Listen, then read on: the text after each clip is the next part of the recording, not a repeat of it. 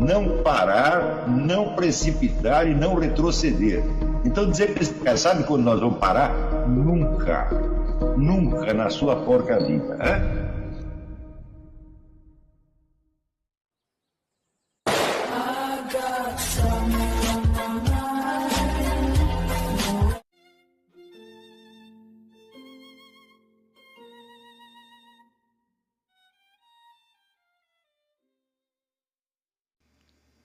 E aí pessoal, tranquilo?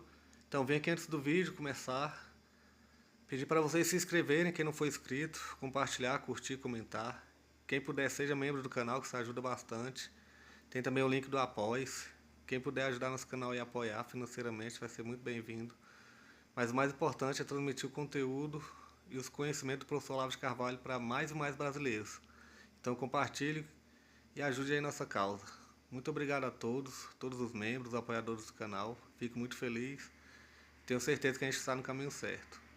Então fiquem com o vídeo e até mais. Valeu! Assumiu aqui. Tem pessoas que se impressionam com a presença desses criminosos e dizem, ela irradia a santidade. Eu digo, meu filho, santidade não irradia. Santidade você vê pelos frutos e não pela impressão, não pela aparência. Como é que alunos meus desconhecem isso? Desconhecem porque o ônus da responsabilidade intelectual é pesado demais para eles. Então, este aprendizado, a primeira coisa que ele deve mostrar para você é que as fontes da autoridade, da segurança, da veracidade, da verdadeira orientação na vida não são fontes visíveis, não estão presentes na sociedade humana. São fontes puramente espirituais. Então, é só, vamos dizer, pela conquista de um senso de evidência longamente treinado que você vai ter alguma segurança. A segurança é a da percepção da verdade em condições de perfeita evidência e sem a possibilidade do temor de erro. As coisas das quais nós podemos ter evidência neste sentido são poucas. Na maior parte dos assuntos humanos nós não temos esta evidência. Nós temos, vamos dizer, uma mistura, né? Como dizia o filósofo Al-Farabi, nós temos uma mistura de certeza intelectual e mera persuasão. Na maior parte dos assuntos é assim. Mas em alguns nós temos a certeza. Então é isso que nós temos que buscar, essas poucas certezas de altíssimo nível, que são certezas, vamos dizer, da esfera da ontologia, da metafísica, e até, vamos dizer, até em parte da ética. Essas que nós temos que procurar, e elas serão a nossa única certeza. Se você não tem essa certeza na esfera intelectual, a sua suposta fé religiosa será deficiente. Porque a Igreja Católica sempre ensinou que o conhecimento e a certeza da existência de Deus não são matéria de fé, são matéria de razão e conhecimento. Se você não tem isto, que fé você pode ter? Se a existência de Deus para você se torna matéria de fé, você está lascado. Isso não pode ser matéria de fé jamais. Você tem que ter a plena evidência. Se você não tem, então você está colocado numa situação, vamos dizer, de imaturidade intelectual e espiritual. Você depende de uma autoridade externa que te legitime aquilo. É claro que para a maioria dos seres humanos não existe a possibilidade de desenvolvimento intelectual como vocês estão tendo. Então eles sempre dependerão de uma autoridade externa, e é para isso mesmo que existe o sacerdócio. Quer dizer, o indivíduo fiel, semi-analfabeto que está aí na igreja, ele não tem condição de obter a certeza intelectual de certos pontos. Então quer dizer que a própria existência de Deus para ele se torna matéria de fé sustentada na autoridade do sacerdote. Então é uma certeza de segundo grau. Mas o sacerdote, por sua vez, ele tem que ter a evidência intelectual. Ele não pode ter só a fé. Está entendendo? Porque a fé se refere, por exemplo, à pessoa de Nosso Senhor Jesus Cristo. Que Jesus Cristo nasceu da Virgem Maria. tá certo? Que ele é o Logos divino e que ele é o caminho da salvação. Isso é matéria de fé. Né? Mas a existência de Deus, a vontade de Deus, a infinitude de Deus e o modus operandi de Deus, nada disso é matéria de fé. A igreja sempre ensinou isso. E as pessoas ainda não querem aprender. Porque preferem que isto seja matéria de fé. Porque daí permite que ela se agarre na autoridade, vamos dizer, de uma instituição. Precisa ser uma instituição bem grande, bem rica, cheia de prédios, cheia de templos, cheia de bibliotecas, de museus, para inspirar uma respeitabilidade. Então, o que você está chamando de fé, na verdade, quando você transforma o que deveria ser matéria de conhecimento, se transforma em matéria de fé, você está degradando a própria noção da fé, porque a fé que você tem é, de fato, na instituição tal como materialmente ela se apresenta. Então, eu contei para vocês a história do Papa, que não sei se contei aqui ou se contei no programa. Um dos papas dos primeiros séculos, ele tinha um inimigo. Porque esse Papa achava que as pessoas que saíssem da igreja e depois voltassem arrependidas deveriam ser aceitas. E ele tinha um inimigo, que era um sujeito mais caxias, mais rigoroso, que achava que não, se o sujeito abandonou, está fora. Tchau. E por causa disso, esse camarada combatia muito o Papa. Né? E chegou a ser nomeado antipapa. Né? Ele foi nomeado Papa também pelos seus compinchas. Claro que o mandato dele não era legítimo, mas ele não era uma pessoa má, ele não era um homem de má intenção. Ele estava com a intenção certa, mas estava com a doutrina errada. E este antipapa ele foi preso pelos romanos e mandado para trabalhos forçados numa mina de prata, onde as pessoas duravam 3 meses, porque chegavam lá, primeira coisa, castravam o sujeito. Depois recebia 60 chicotadas, uma coisa. Isso no primeiro dia. Mas, não, ao contrário, primeiro a chicotada, depois capava. Desculpa, errei. Eles não eram tão maus assim. Então, os romanos não eram tão maus assim. E aconteceu que esse antipapa foi mandado para as minas de prata. E logo depois, alguns meses depois, o Papa foi preso, também mandado para as mesmas minas de prata. Então os inimigos se encontraram ali. E ali o antipapa, né, reconheceu o seu erro, pediu perdão ao Papa, pediu absolvição, foi absolvido, e logo depois os dois morreram. Eu digo, muito bem, qual a autoridade que este Papa representava para o seu inimigo? Os dois dentro da prisão, os dois castrados, os dois reduzidos à escravidão, tá certo? Os dois submetidos, vamos dizer, a um regime de privações que prometia matá-los em pouco tempo. Certamente não era uma instituição com templos bonitos, com muito dinheiro. Não era isso, gente. Era outra coisa. Né? Então, se você não está pronto a obedecer à autoridade deste Papa na mina de prata, é melhor você nem ligar muito para o outro Papa que está aí, porque o que você está pensando como Papa não é o Papa, você está pensando o cargo dentro de uma instituição enorme, poderosa e milenar. Meu filho, isso não é o Papa, isso é a vestimenta do Papa. Quer dizer, se o Papa não tivesse nada, você tem aí na sua frente um Papa semi-pelado, sangrando, capado, pronto para morrer. É isso que você tem que obedecer. Então, é claro que nós somos poupados desse destino. Nós todos, eu e vocês, somos pessoas muito felizes. Nós não fomos submetidos a esse tipo de desafio. O nosso desafio é bem mais simples e mesmo assim muita gente fica com medo dele e corre. Nós não estamos enfrentando, vamos dizer, o perigo desta devastação física a que esses mártires foram submetidos. Não, nós só temos uma situação psicologicamente intimidatória, que é a situação de você sentir-se, vamos dizer, isolado e incompreendido pelo seu meio. Agora você quer que eu chore do seu destino? Coitadinho. Ele está tão isolado, a namoradinha dele não gosta mais, papai e mamãe não levam ele a sério, riem da cara dele, coitado, ele não aguenta isso. Você quer que eu tenha dó de homens de 40, 50 anos que ficam buscando uma comunidade religiosa para se refugiar disto? Como posso ter dó? Eu vivi nesse isolamento 30 ou 40 anos e garanto que ele não mata. Eu já aconteceu de todas as pessoas que eu conhecia, todas, com exceção da minha atual esposa, a Roxane, todas me viraram a cara, ninguém queria nem falar comigo, porque eu estava dizendo uma verdade que elas não queriam engolir. E isso durou anos. E eu perdi assim, todos os meus alunos, todos os meus amigos, todo o apoio, tudo. Ficava absolutamente sozinho. Morri? Não morri. Me fortaleci muito com isso.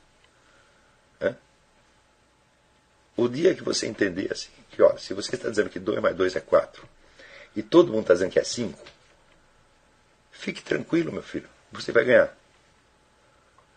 Pode demorar. Você pode até acontecer, se você for muito azarado, ter uma vitória post-mortem, mas eles vão perder. Então, você tem que buscar segurança no conhecimento da verdade. Não no apoio da comunidade e não no apoio da autoridade. A única autoridade é o próprio nosso Senhor Jesus Cristo, que é o Logos Divino. E você vai conhecê-lo por 2 maneiras. A primeira maneira é por evidência intelectual. Quando você começar a entender como que a razão divina governa o mundo, como é a estrutura da realidade, você não vai entender no conjunto, mas alguma coisa você vai entender. E a segunda maneira é pela intervenção pessoal dele na sua vida concreta, que você vai obter através da prece, e não, tá certo, de espetáculos, tá certo, que fazem as pessoas chorar. É claro que se você vê um milagre, você chora. Então, eu muitas vezes lendo ali as coisas, os milagres do Padre Pio, eu chorava. Por exemplo, quando ele faz uma menina que não tem pupilas enxergar, que é uma coisa assim, fisicamente impossível. Eu digo, é uma coisa para você chorar. Mas não é pela impressão que o Padre Pio causou. O Padre Pio não causa nenhuma impressão.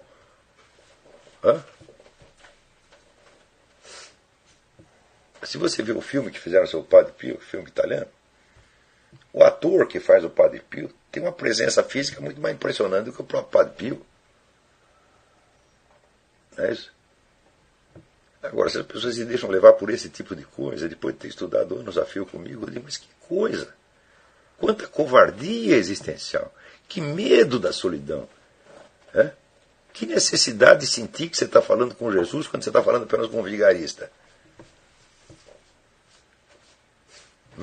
Isso já aconteceu várias vezes para vários alunos meus e, graças a Deus, acontece cada vez menos. Quer dizer, o número de pessoas que caem nisso é pequeno. Vai diminuindo também, em parte, porque as minhas capacidades pedagógicas vão melhorando um pouco com o tempo e eu consigo me explicar melhor para as pessoas. Tá certo? Então, a sua relação com o meio... Também é outra coisa, muitas dessas organizações, elas criam em você um sentimento de pertencer a uma elite. Então, presta atenção, você não pertence a elite nenhuma. Vocês vão compor uma elite pelas suas obras. Daqui 10 ou 20 ou 30 anos, quando você tiver feito obras de inteligência que justifiquem uma autoridade sua, aí sim você começa a compor uma elite. Agora não. Você não pode pertencer a uma elite por impregnação, só porque você frequenta o lugar. E também, vamos dizer, se o senso de pertencer a uma elite lhe infunde, então, alguma segurança, algum reconforto, é porque isso não é uma elite, é porque isso é falso. Porque elite, meu filho, é baseada no velho adágio noblesse oblige. Quer dizer, a nobreza traz obrigações. A aristocracia medieval era aristocracia por quê? Porque o dever número um dela era morrer na guerra.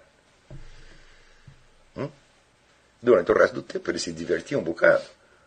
Mas se houvesse uma ameaça de guerra, só quem tinha obrigação de ir lá correr risco eram eles. O povo não tinha, os comerciantes não tinham, os camponeses não tinham, sobretudo as mulheres e crianças não tinham.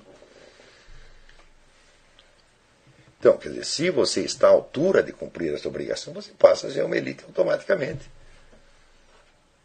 Agora, só porque você está participando de não sei o quê. Então, eu conheço várias organizações, protestantes, judaicas, islâmicas, católicas, tá certo? Que criam esse sentimento. E tudo isto, meu filho, é exatamente o contrário do que Jesus Cristo ensina. Por exemplo, se você pertence à Igreja Católica, meu filho, você não pertence a outra, não precisa de uma segunda organização. A organização com a qual você pertence é a Igreja Católica. Em que consiste pertencer à Igreja Católica? Consiste no seguinte: você confessa seus pecados e você participa da comunhão. E você tenta se aperfeiçoar na linha indicada por nosso Senhor Jesus Cristo. É só isto. Você não participa de reuniões, você não vai cantar com todo mundo, você não vai no estado do Pacaembu para ter emoção coletiva, você não vai ficar extasiado dentro de um pateta criminoso que está lá fazendo uma pregação bonita. Participar da igreja é isto, meu filho.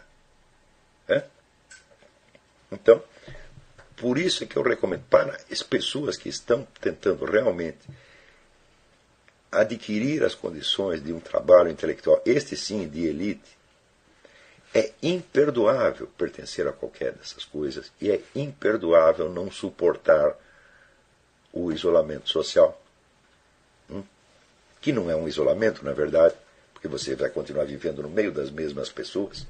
Ao contrário, são esses movimentos que gostam de isolar as pessoas do mundo, para você não ter contato com família, e ainda ser comprometido com o chefe por um juramento de segredo. Você não pode contar o que ele te falou.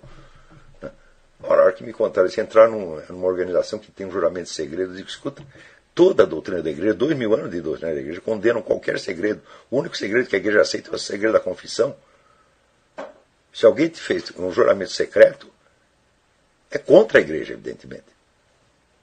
Agora, se o padre fez isso com você, mas ao mesmo tempo ele reza a missa, seguinte: o juramento de segredo não vale nada e é criminoso, mas a missa continua valendo. Então, essas organizações católicas, eu digo, elas são as piores de todas. Por quê? Porque elas usam, vamos dizer, dos meios criminosos junto com instrumentos legítimos e que são válidos. E justamente nesta ambiguidade é que elas ganham uma credibilidade. Então, quando eu digo para fugir dessa, de qualquer organização que seja, eu estou dizendo o seguinte: cada um de vocês, que é um estudante que está se preparando a isso, você tem que arcar com a responsabilidade do seu conhecimento, e você tem que ajudar as pessoas em torno, e você tem que ser paciente com elas. Não exigir que te compreendam. Ao contrário, como é que eu posso chegar para minha mãezinha que está com 90 anos, coitada, que só teve estudo primário, e querer que ela me compreenda? É eu que tenho que compreendê-la, meu Deus do céu. É eu que tenho que ter paciência com ela.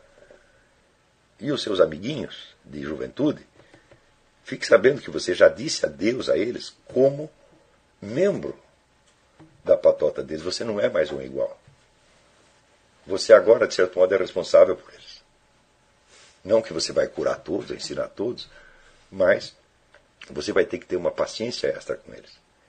E te digo, com toda a sinceridade, você ser amado por todas as pessoas do seu grupo não vale nada perto desta capacidade que você pode ter de compreendê-los e amá-los, mesmo quando eles não te compreendem, mesmo quando eles não gostam de você. Isto é o sentimento paternal por excelência. Eu tenho 8 filhos e tenho um monte de alunos. E eu sempre penso assim: se não gostarem de mim, é problema deles, porque eu os amo da mesma maneira. Eu não estou pedindo recompensa, por quê? Porque eles não têm nada para me dar. Eu é que tenho para dar para eles. E a minha obrigação é dar. E se eles não gostarem de mim, eu não estou precisando desse reconforto. Então, esta atitude minha não é eu que inventei. Isto é tradicional. Tanto, vamos dizer, no ensino religioso, quanto na tradição filosófica. O número de filósofos que foram, vamos dizer, incompreendidos, maltratados, perseguidos, assassinados, é muito grande. O número dos que foram humilhados. Por exemplo, na Idade Média você tinha as grandes universidades que permitiam, então, a reunião dos grandes intelectuais, e eles mais ou menos conviviam com os seus pares, então eram relativamente compreendidos. Numa fase posterior, isto se dissolve. A unidade da universidade medieval se dissolve e começam a surgir novos grupos de intelectuais extra-universitários sob a proteção dos nobres, dos reis e dos nobres. Só que aí, esse novo tipo de intelectual que surge, nessa classe se inclui Descartes, Leibniz, Francis Bacon, todos eles tinham uma posição subalterna em relação a seus protetores, que frequentemente, por estarem subsidiando a vida deles, se jogavam superiores a eles. Né? E eles mesmo frequentemente eram obrigados, por exemplo, entre os anos os séculos XVI e XVIII, praticamente não se publica um livro, vamos dizer, de filosofia ou de ciência que não tem uma enorme dedicatória a algum nobre imbecil. Então, já é uma situação extremamente constrangedora. Como é que esses intelectuais então mantinham a sua dignidade neste meio?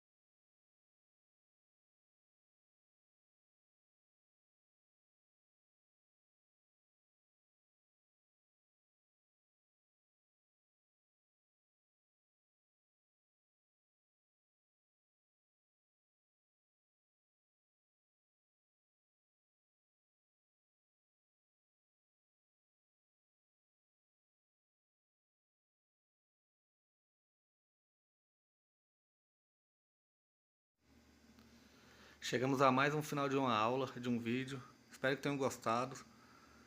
Quem não se inscreveu ainda, se inscreva, compartilhe, comente.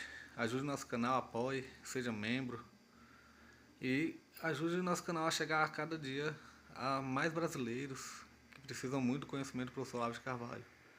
Então é isso aí, fique com Deus, até o próximo. Valeu! Então é isso aí, pessoal. Que é o nosso canal. Que são alguns livros que eu já li. A maioria foi doação, mas alguns eu adquiri, professor Olavo de Carvalho. Alguns livros se perderam aí que eu emprestei, professor Alexandre Costa, a Bíblia Sagrada. 10 lições sobre Karl Marx. Indico a não ler esse livro, que é muito ruim mesmo. Alguns pensadores aqui que realmente, como o professor Olavo de Carvalho disse, não são pensadores. Valeu, tamo junto aí. Apoie nosso canal, seja membro.